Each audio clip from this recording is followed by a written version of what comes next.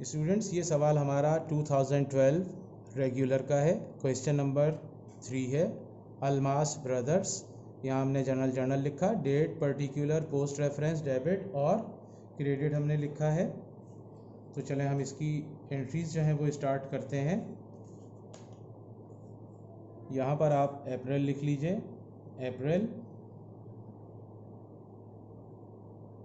अप्रैल की first, proprietor commenced business with cash ₹50,000, office furniture 40,000। कारोबार के मालिक ने कारोबार शुरू किया है, कैश उसमें इन्वेस्ट किया है 50,000 रुपये। तो कैश हमारा एसेट्स है, ये इंक्रीज़ हो रहा है तो इसको हम डेबिट कर लेंगे। बिज़नेस में जो भी चीज़ इन्वेस्ट की जाती है वो एक तरफ हमारा एसेट्स होता है और दूसरी तरफ वो हमारा कैपिटल कहलाता है। तो कैश हमने इन्वेस्ट किया है इसमें 50,000 रुपये, हम 50,000 रुपये से कैश को डेबिट किया है। और साथ ही साथ ऑफिस फर्नीचर भी बिज़नेस में इन्वेस्ट हुआ है, तो ऑफिस फर्नीचर को भी हम डेबिट करेंगे 40,000 रुपीज़ से। ये हमने ऑफिस फर्नीचर को भी डेबिट करना है, यहाँ पर ये हमने डेबिट किया है। और कैपिटल जो है वो हमारा इंक्रीज़ हुआ है, कैपिटल को हम क्रेडिट कर लेंगे, कैपिटल,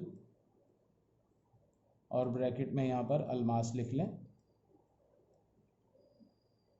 कैपिटल कितना, 50 + 40, 90,000 रुपीज़ से हमारा कैपिटल जो है वो बढ़ गया।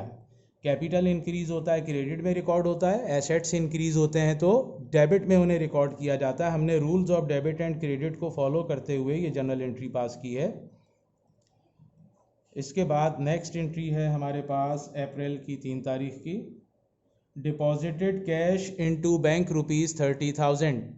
Deposited cash into bank ₹30,000। हमने बैंक में कैश डिपॉजिट किया है 30,000 रुपये। तो बैंक हमारा एसेट्स है, ये इंक्रीज़ हो रहा है, बढ़ रहा है। बैंक को हम डेबिट करेंगे 30,000 रुपीज़ से। और कैश जो है ये हमारा एसेट्स कम हुआ है, हमने क्योंकि कैश बैंक में जमा करवा दिया, कैश हमारे हाथ से चला गया, ये कम हो गया, तो इसे हम क्रेडिट कर देंगे 30,000 रुपीज़ से। ये जनरल एंट्री हमने कंप्लीट कर ली है। अप्रैल की 4 की एंट्री है हमारे पास, purchase merchandise ₹8,000, paid ₹3,000 and issued a note for the balance. हमने मर्चेंडाइज परचेज़ की हैं 8,000 रुपये की, तो हम परचेज़ को डेबिट कर लेंगे। जैसा कि मैंने पहले भी बताया आपको, जब मर्चेंडाइज परचेज़ होती हैं तो हमेशा परचेज़ को डेबिट करते हैं। 8,000 रुपये से हमने इसे डेबिट किया। हमने 3,000 रुपये पेड कर दिए, यानी फौरी तौर पर हमने कैश अदायगी की है 3,000 रुपये, तो कैश क्रेडिट कर देंगे 3,000 से। कैश कम हो गया हमारे पास से, हमने क्रेडिट किया। बाकी का हमने जो है वो बैलेंस अमाउंट जो है उसका एक नोट बना कर दिया है, उसे हम नोट्स पेएबल कहेंगे। नोट्स पेएबल यानी ये हमने उधार पर सामान ख़रीदा। टोटल सामान हमने 8,000 का ख़रीदा, जिसमें 3,000 रुपये हमने अदा कर दिए और 5,000 रुपये अभी हमने देने हैं। उसका हमने अपने वेंडर को, सप्लायर को नोट बना करके दिया है, उसे नोट्स पेएबल कहते हैं। तो ये हमने लिख लिया है। स्टूडेंट्स, अब आपको एक और चीज़ भी बता दें, ये हमारी जो अप्रैल 1 की एंट्री है ये कंपाउंड जर्नल एंट्री कहलाती है। ये जो अप्रैल 4 की एंट्री है ये भी कंपाउंड जर्नल एंट्री है। कंपाउंड जर्नल एंट्री उस एंट्री को कहते हैं कि जिसमें 2 अकाउंट से ज़्यादा अकाउंट आ जाएं। ठीक है, 2 से ज़्यादा, 3 हो, 4 हो, 5 हो, 6 हो, जितने भी हों, 2 से ज़्यादा अकाउंट जिस भी जर्नल एंट्री में आएंगे वो कंपाउंड जर्नल एंट्री कहलाती है। मतलब an entry consisting more than 2 accounts either debit or credit are called compound journal entry। एक मरतबा फिर बताते हैं, an entry consisting more than 2 accounts either debit or credit are called compound journal entry। यानी वो एंट्री के जिसमें 2 से ज़्यादा अकाउंट हों, चाहे वो डेबिट में हो या क्रेडिट में हो, वो कंपाउंड जर्नल एंट्री कहलाती है। ये पहली एंट्री में आप देखिए कि इसमें डेबिट में 2 अकाउंट हैं और क्रेडिट में 1 अकाउंट है, तो टोटल 3 अकाउंट हैं। ये कंपाउंड जर्नल एंट्री है। अप्रैल 4 की एंट्री आप देखें, इसमें क्रेडिट साइड में 2 अकाउंट हैं और डेबिट साइड में सिर्फ 1 अकाउंट है, लेकिन ये 3 अकाउंट टोटल बनते हैं, तो ये भी कंपाउंड जर्नल एंट्री कहलाएगी। अप्रैल की 4 के बाद अप्रैल 7 की अब हमारे पास एक जर्नल एंट्री है, sold merchandise on account for ₹12,000, हमने मर्चेंडाइज सेल कर दी हैं उधार पर 12,000 रुपये की।